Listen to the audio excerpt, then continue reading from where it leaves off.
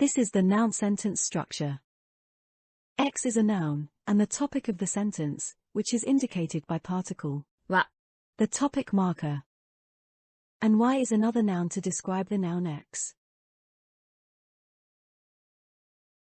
The topic of the sentence is often omitted, so Y です。is okay as a sentence.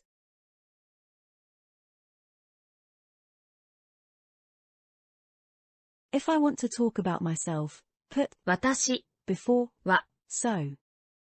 私は、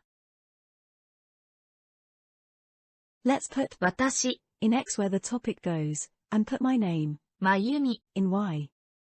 私はまゆみです。This is the way to tell someone my name. 私はまゆみです。I can also say まゆみです。まゆみです。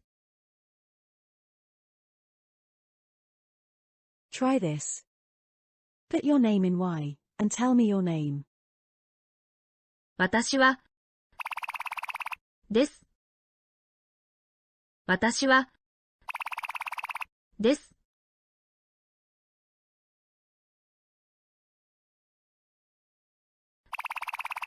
です。